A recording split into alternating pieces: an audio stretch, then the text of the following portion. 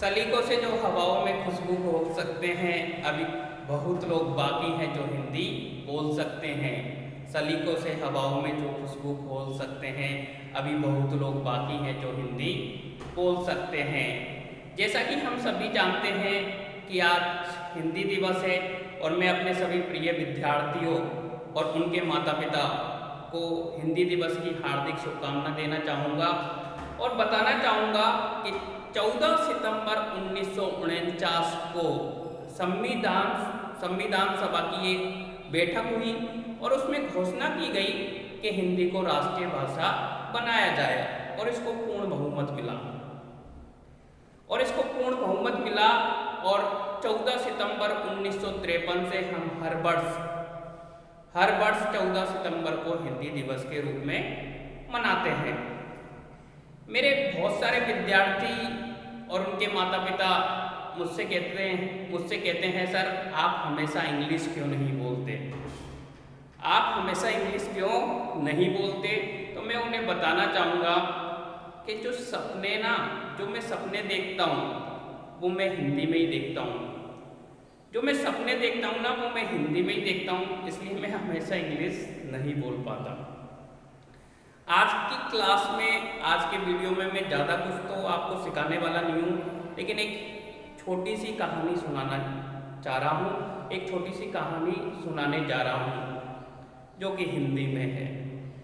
एक बार एक राजा था और उसने एक सुंदर महल बनवाया।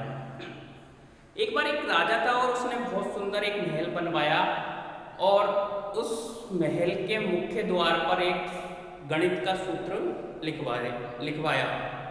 एक बार एक राजा था, उसने एक बहुत सुंदर महल बनवाया और उस महल के मुख्य द्वार पर गणित का एक सूत्र लिखवाया और घोषणा की कि ये जो मुख्य द्वार है ना, ये जो दरवाजा है वो इस गणित के सूत्र को हल करने पर ही खुलेगा और जो भी कोई इस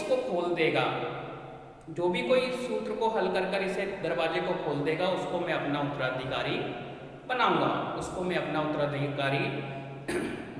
और राजा के दरबार में बहुत सारे गणितज्ञ, बहुत सारे गणित के बड़े बड़े शिक्षक आ गए और सभी उस सूत्र को देखकर वापस लौट गए। सबने कोशिश की, किसी पर वो हल नहीं और सब वापस लौट गए। अंतिम दिन उस दरबार में 3 लोग आए। 2 तो बहुत बड़े गणितज्ञ लग रहे थे और अन्य राज्य के लग रहे थे, दूसरे राज्य के लग रहे थे, लेकिन एक व्यक्ति उन तीनों में से सीधा साधा और बिल्कुल साधक लग रहा था। वो दूर जाकर बैठ गया और उसने कहा कि पहले इन दोनों को मौका दिया जाए। दोनों ने अपनी गणित की किताबें खोली, गणित के सूत्रों की किताबें खोली और पूरी कोशिश की, लेकिन दोनों पर वो सूत्र हल नहीं हुआ और दोनों ने हार मान ली। फिर साधक से कहा गया अब आप कोशिश करें, आपका समय शुरू होता है। फिर साधक से कहा गया कि अब आप कोशिश करें, आपका समय शुरू होता है। वो व्यक्ति दरवाजे के पास गया और एक प्यारी सी मुस्कान के साथ दरवाजे के पास गया और एक प्यारी सी मुस्कान के साथ उसने धीरे से दरवाजे को धक्का मारा और द्वार खुल गया। राजा ने उस व्यक्ति से पूछा तुमने ये कैसे किया? तो उस व्यक्ति ने कहा महाराज, जब मैं ध्यान में बैठा हुआ था तो मेरे अंतर्मन